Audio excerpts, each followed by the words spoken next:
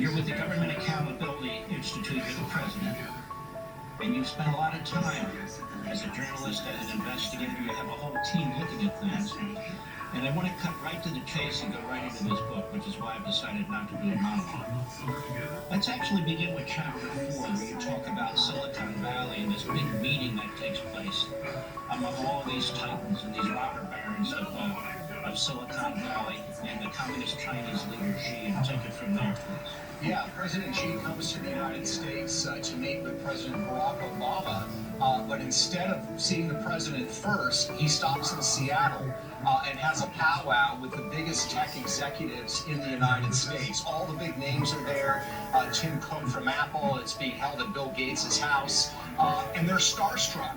In fact, when President Xi enters the room, Tim Cook turns to his colleagues and says, "Did you feel the earth move?"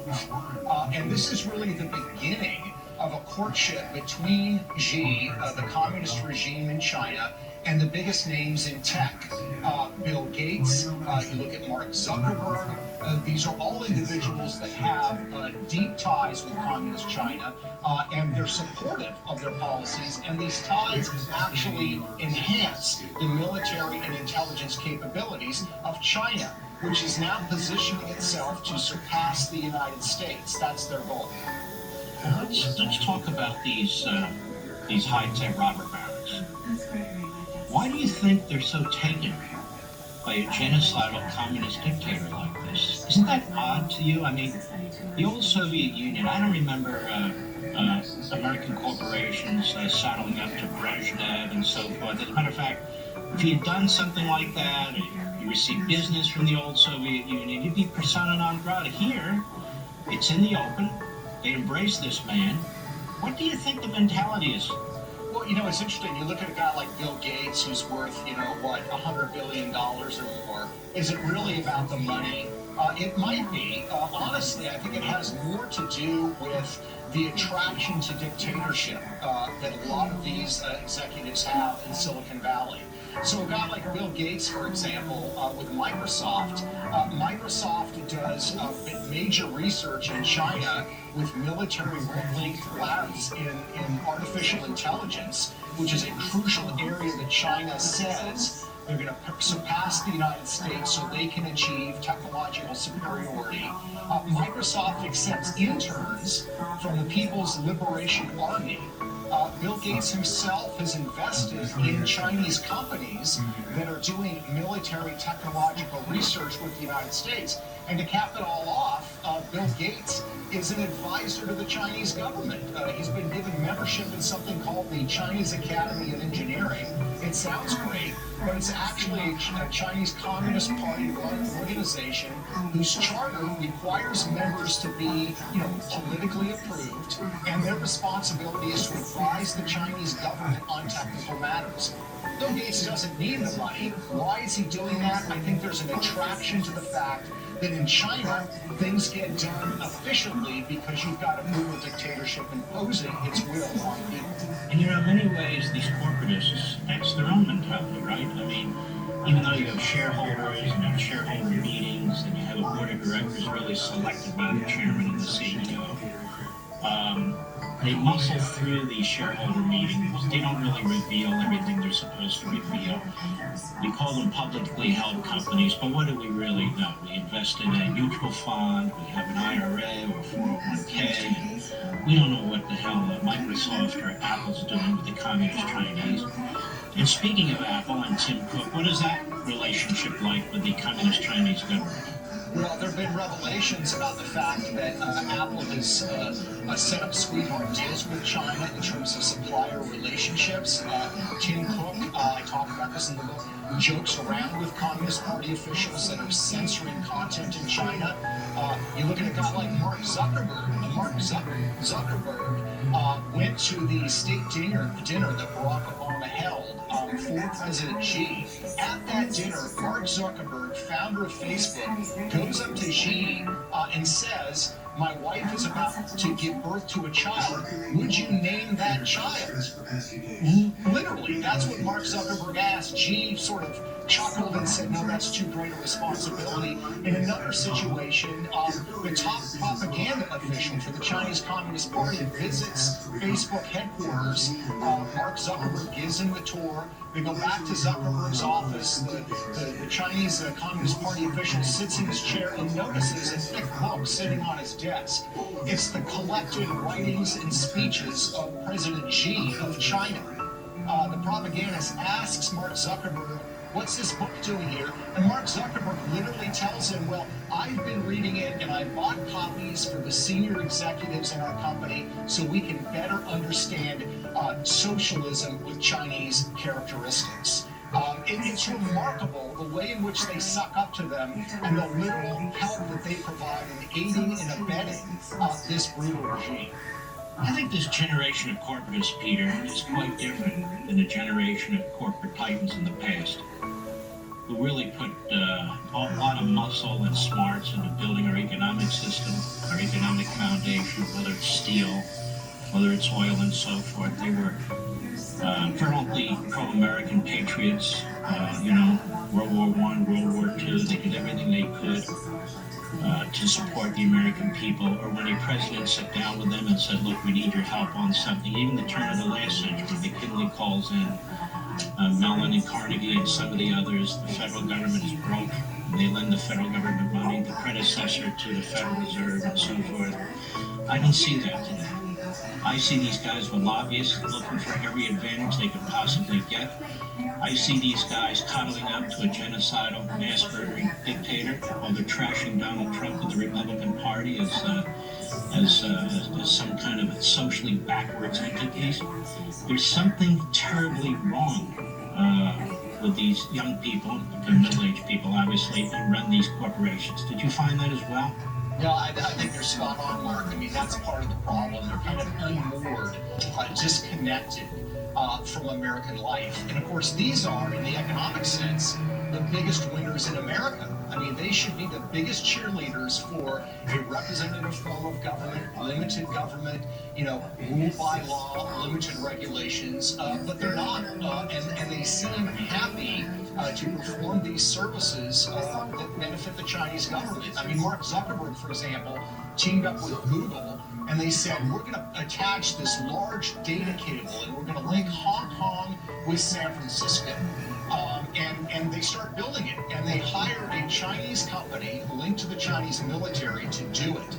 The only reason this project was not completed was the Justice Department and the FBI stepped in and said, no, you cannot complete this project because it would provide unprecedented, in their words, opportunities for Chinese espionage. Now, Mark Zuckerberg and the people at Facebook and Google know that.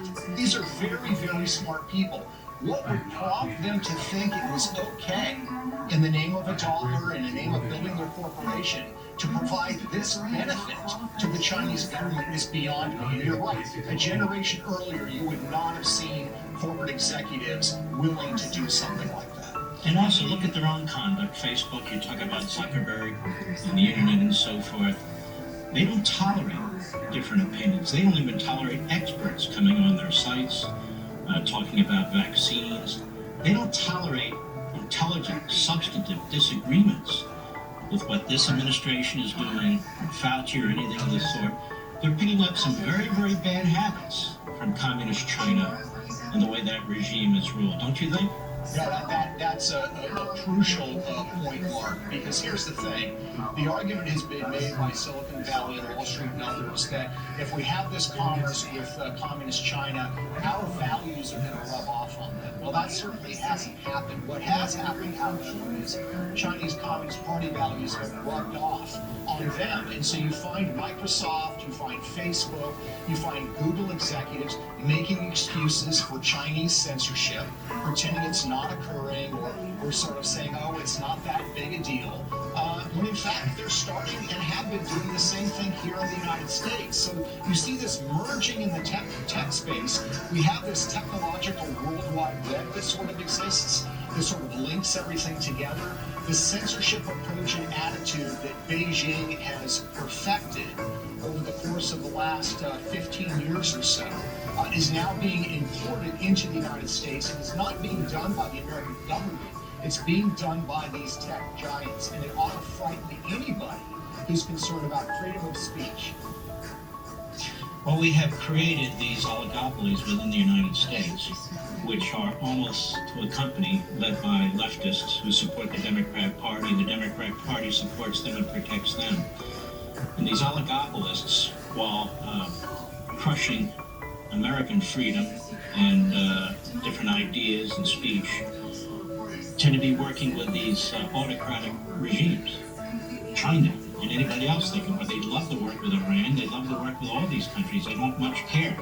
This is a big problem. This isn't about free market capitalism. This has nothing to do with free market capitalism.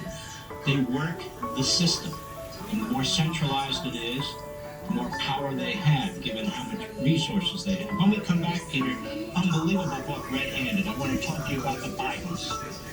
That mess, that spectacle. Welcome back. Well, let's jump right into this. The Biden family. Joe Biden's been in government forever. Let me ask you a question on this, Peter Schweizer.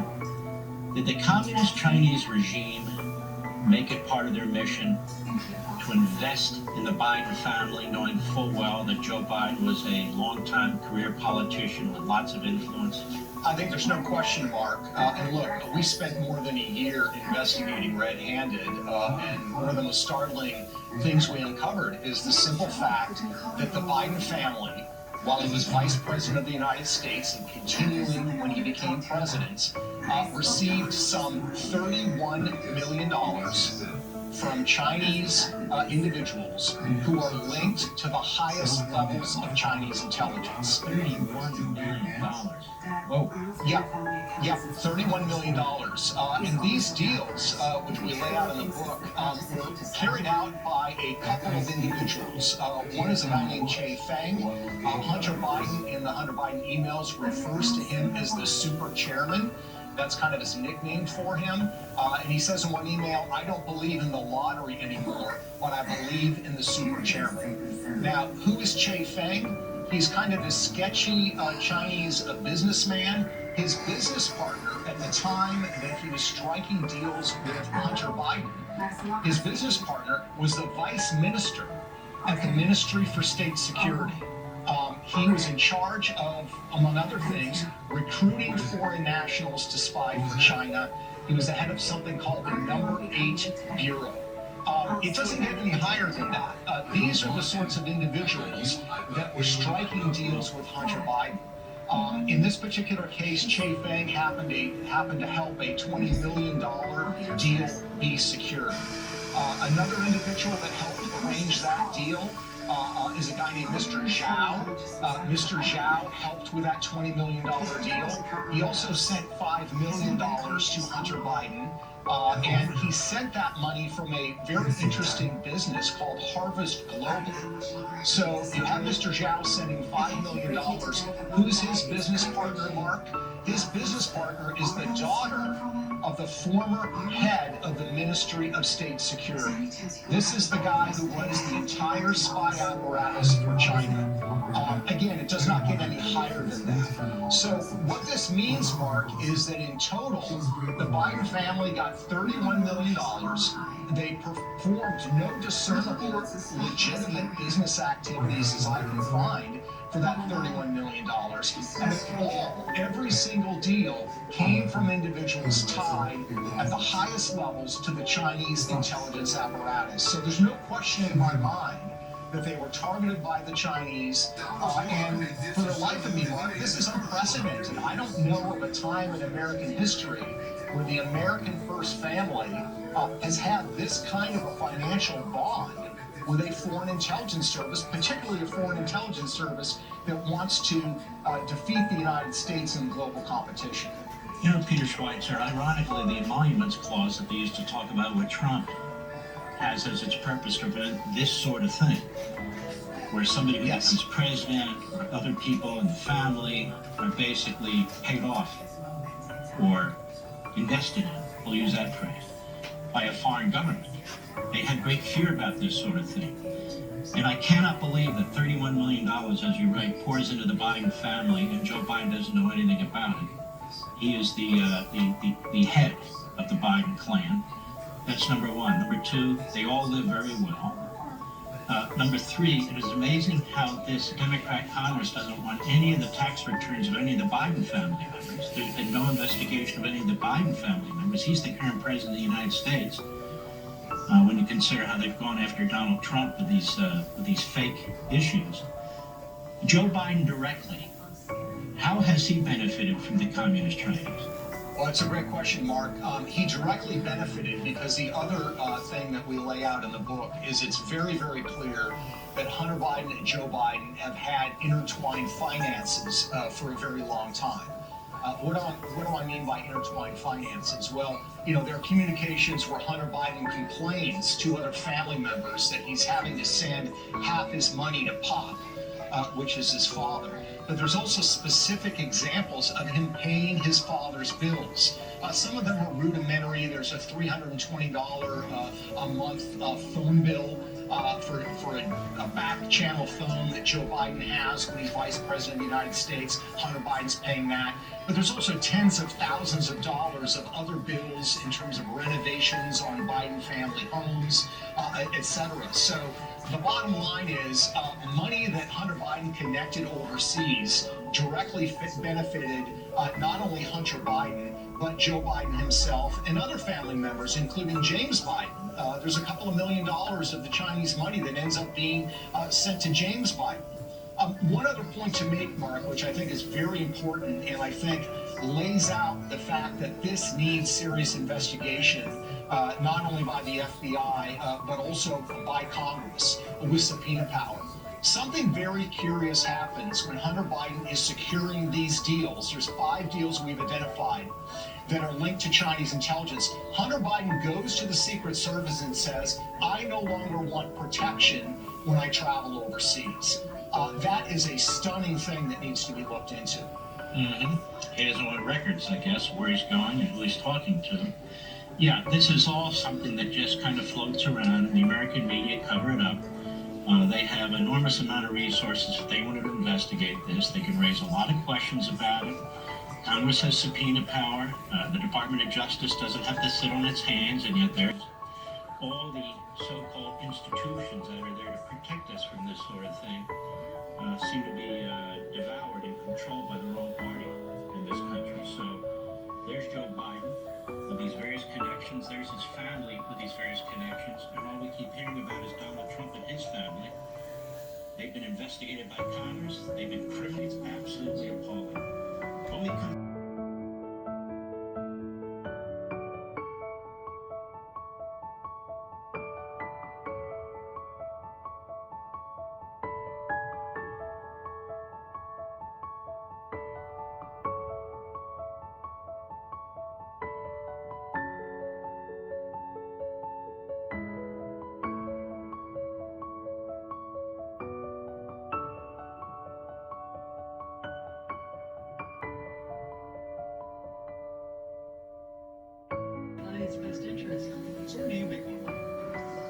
by deploying some 5,000 troops in the Baltic states and Eastern Europe as tensions rise with Russia. At the same time, the U.S. State Department is ordering the departure of family members and some staff from the American Embassy in Ukraine. The State Department is also warning U.S. citizens against travel to Russia. And Milwaukee police are tonight investigating the apparent murders of 5 people on a residential city street. Little is known at this hour about the victims or the circumstances of their deaths. Milwaukee's mayor describes the crime as horrific. I'm John Scott. Back now to Life, Liberty, and Levin.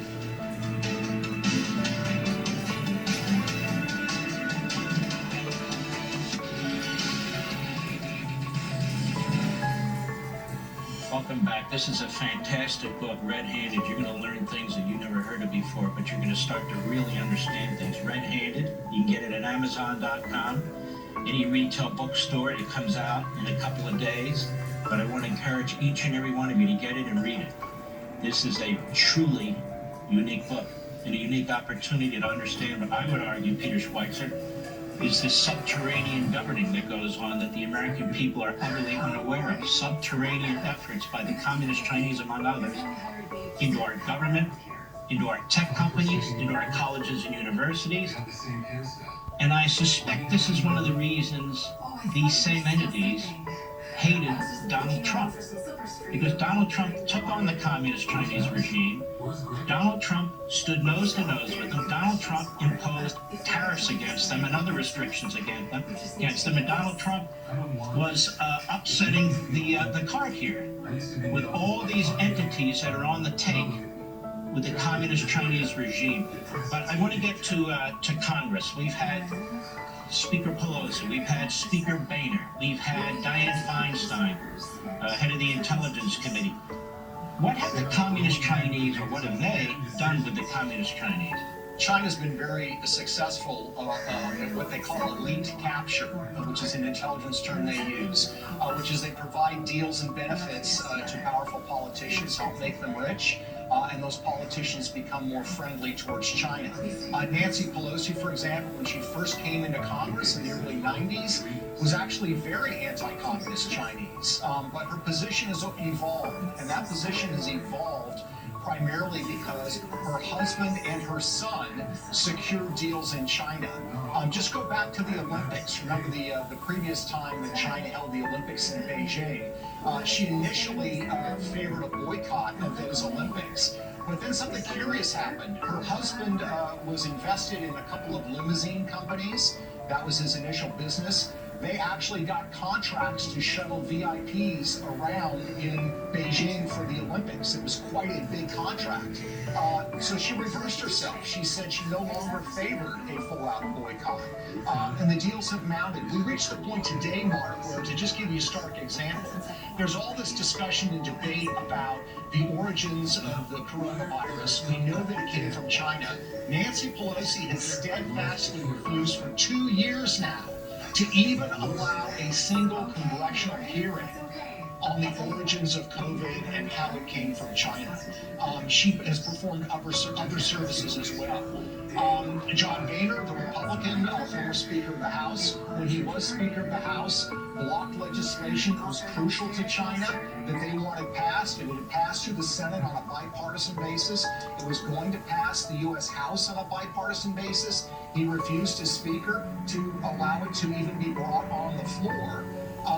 When he left the speakership, he joined a lobbying firm in Washington that happens to be the lobbying firm for the Chinese government. They have a contract for the Embassy of China, and their job as a lobbying firm is to provide, in their terms, political intelligence for issues related to the U.S. defense budget and other issues. So John Boehner is now a strategic advisor to this firm. This firm has offices in China. That office is populated by senior Chinese Communist Party officials and government officials. So he is neck deep in this firm, and is another example of how China works. And it's important to point out here, by the way, Mark, China is not expecting these political figures to, walk with them on every single issue. They have a concept in their intelligence service that loosely translated means big help with a little bad mouth. In other words, as long as you're helping them on the big things that matter to them, if you say something about the Uyghurs or you say something about freedom of speech, they're fine with it. And you find that on Capitol Hill over and over again. Another individual that we profile is Dianne Feinstein, senator from California. She was the chairman of the Senate Intelligence Committee. Her husband has done hundreds of millions of dollars of deals in China. In fact, he was invested in a Chinese computer company that sold computers to the U.S. Marine Corps until the Marine Corps discovered they were all bugged. And her husband was a partner with that Chinese firm. So it's a very serious and deep problem on both sides of the aisle.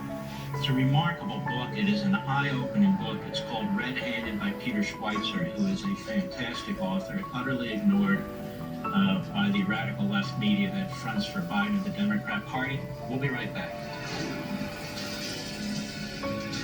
Hey, Lily, I need a new wireless plan for my business, but all my employees need something different. Oh, we can help with that. Okay, imagine this. You're Rob. He's on the scene and needs a plan with a mobile hotspot. We cut to downtown. Your sales rep, Lisa, has to send supplies. Like, ASAP. So basically, I can pick the right plan for each employee. Yeah, I should have just led with that. With AT&T Business, you can pick the best plan for each employee and get the best deals on every smartphone. Screech. Welcome back. This is the book, Red-Handed by Peter Schweizer. It is a must-read. It is a must-read. And I don't say that lightly, how American elites can get rich helping China win. China is our number one enemy now. China is trying to take over in terms of superpower status. It is threatening the United States, both economically, geopolitically, militarily. And if you want to know what part of the problem is, you got to look within the United States, because we have elements within the United States that have rolled over to this regime, or worse, are not advocates for this regime. And they're all over corporate America, they're all over academia, our politics, and we the people know very, very little about this. But thanks to this book, Red-Handed now, I think this will blow the roof off. What about the Bush family, Peter Schweizer? What is the relationship there with the communist regime? Well, Beijing figured out a while ago that they want relationships not just with individual politicians, they want relationships with families. So I highlight in the book the relationship that Beijing has with the Trudeau family of Canada and with the Bushes. And in both cases, it's multi-generational. In the case of the Bushes, it begins really when George H.W. Bush is the U.S. representative to China. After he leaves that post, and then, of course, becomes vice president of the United States. The relationship there between the Bushes and Beijing grows. Prescott Bush, George H.W. Bush's brother, starts signing up commercial deals. Those build in the 1990s. Tiananmen Square, of course, the massacre there was just kind of a hiccup as far as the Bush family was concerned. When George W. Bush becomes president of the United States in 2001, Prescott Bush keeps signing up deals, but now Neil Bush, his brother, starts getting deals. He gets a deal with a computer company that is owned by the son of the Chinese premier, paying Neil Bush $1 million a year. No evidence that Neil Bush knows anything about the computer business. So this relationship has continued. Then you flash forward to Jeb Bush when he leaves the Florida governorship. He goes to set up an investment fund. It's got dealings in London, but who's financing it? A lot of the financing is coming from China, where he connects up with a Chinese firm that is part of the Red Aristocracy, a politically connected investment firm, and his investment fund does very, very well, thanks to the help of the Chinese. And in fact, in 2016, when Jeb Bush runs for the president of the United States, there is an organized effort by Chinese nationals linked to the Chinese government to raise money for Jeb Bush. And there's actually the flow of millions of dollars to Jeb Bush's campaign in 2016. So this has been a long, multi-generational relationship. The crescendo mark is that today, Neil Bush runs something called the Bush Center that's supposed to deal with U.S.-Chinese relationships. And he goes on Chinese state media talking about how, the human rights situation in Hong Kong is completely understood by people in the West. The rights that people have in Hong Kong are just like the rights they are in the United States. He's become a complete apologist for the Chinese regime, and the previously mentioned Bush Center that I talked about is actually financed in part by United Front groups. United Front groups are groups that are linked to Chinese intelligence designed to push the Chinese agenda overseas. So this is a classic example of how they operate. It has certainly influenced, I think, elements of the Republican Party and how they view China. For a long time, they have pushed the line that greater commerce, greater deals with China would moderate China. That has not come to pass. It has only made China stronger. And so people have advocated that position and made money advocating for that position. And the Bush family, unfortunately, is an example of that. It's almost as if the Communist Chinese have not left a single stone unturned in our culture. Whether it's Hollywood and entertainment, the investment into those businesses, Nike and sneakers, in which they've effectively bought the support of the NBA, the NFL, and some of these other entities. Academia, we mentioned. You look at the politicians and so forth. How little they really say about China. You can tell the good from the bad of this issue at China. Like, they're not buying off Tom Cotton. He's out there pounding away, and yet so many of the other members are silent. They don't say anything. This administration has not prioritized national security. Our defense budget that they're proposing is basically flat. While the Communist Chinese shooting through the roof, they're modernizing their nuclear weapons, obviously their conventional weapons. They're doing things that make it clear that they're becoming very aggressive, very offensive-oriented in the way they talk to us. You can see how weak and our diplomacy is, because so many of these people in the Biden administration come out of these Ivy League schools and so forth. They just do not view China as a existential threat. Trump, yes. The Republican Party, yes. Conservatives, yes. Fox, yes. Conservative talk radio, yes. But the Communist Chinese, no. When we come back with Peter Schweizer, let's jump into colleges and universities. What's going on there? I'll be right back.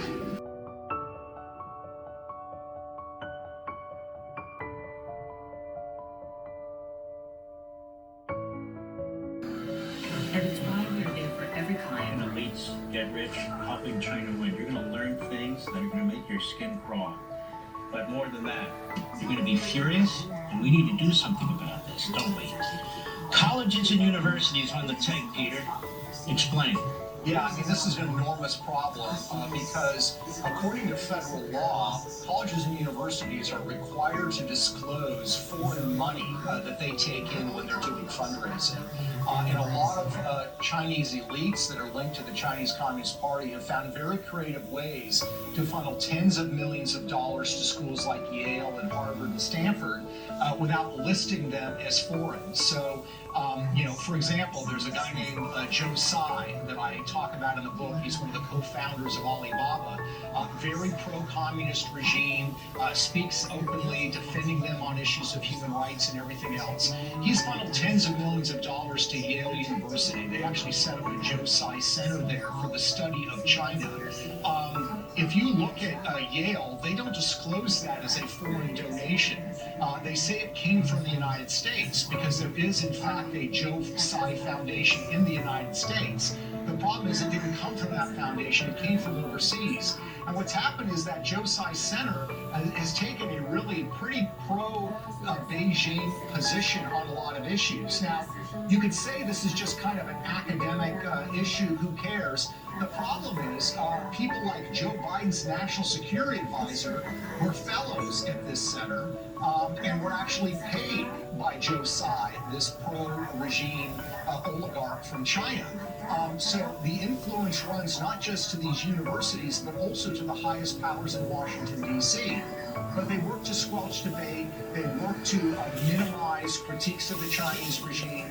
By the way, Joe Tsai, like a number of other Chinese oligarchs, defend the regime, say there's no human rights problem, but Joe Tsai at the same time has given $100 million to Black Lives Matter related charities. So he's very critical about justice issues in the United States, but is very, very defensive and protective of what China does. And that is skewing the debate on college campuses from Yale to Stanford and colleges in between. Well, he's actually quite consistent. Those are two Marxist organizations, Black Lives Matter and Communist China, in that respect. But it is amazing how much money is exchanging hands, how much money is used to peddle influence, how much money is used to advance the cause of the Communist Chinese. I mean, when you think about it, Peter Schweizer, how the American media have failed to report on this. I mean, I've heard the American media, a lot of these reporters have taken junkets. A lot of these reporters live in the areas where the influence peddlers are for the Communist Chinese. I see the same thing with the Iranians. Also influence peddling, the same thing with Putin and so forth. Again, to me, it circles back to Trump. Trump is like the only president in modern times who stood up to these entities within the United States and stood up to communist China in a way that communist China has never had to deal with before. And because he was upsetting the apple cart throughout our culture, he became the target. And it is also interesting to me how little negative press the communist Chinese get. Every now and then you'll see some film about the Uyghurs, and every now and then you'll hear about what's happening in Hong Kong, but for the most part you don't hear anything. You've got massive genocide going on in communist China right now. You have an attack in Hong Kong that was an ally of ours, threats against Taiwan, and you can't even say the China virus. If you call it the China virus, you're obviously anti-Chinese, anti-American Asian, and you're obviously a racist. This is part of the manipulation of language and propaganda, isn't it? Absolutely.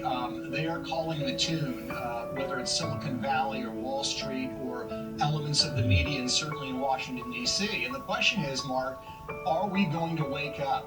There are people that want to fight this. There are people that want to stand up for American principles, stand up for human rights. But we have a fundamental question to ask ourselves. I mean, President Xi has been very clear-cut and very open. And that is, number one, he is going to surpass the United States. And number two, he is going to achieve global supremacy. Those are his stated goals. The question is, with all these elites getting rich helping him, what are we going to do about it? And that's the critical question. Mm-hmm. And we don't have time, unfortunately, but I do want the audience to know you have an entire chapter on what we should do about it at the very end, things that we can do about it. But the first thing we need to do is read your book, which identifies individuals and institutions that have become huge problems in this country. Read the book. It's called Red-Handed: How America Elites Get Rich, Helping China Win.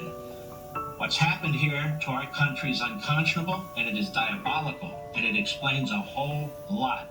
I encourage you to go to Amazon, get a copy. It comes out in a couple days. You go to any major retailer. Great job, Peter Schweizer, you and your team, and I cannot thank you enough. Thank you, Mark. Great to be with you as always. God bless you.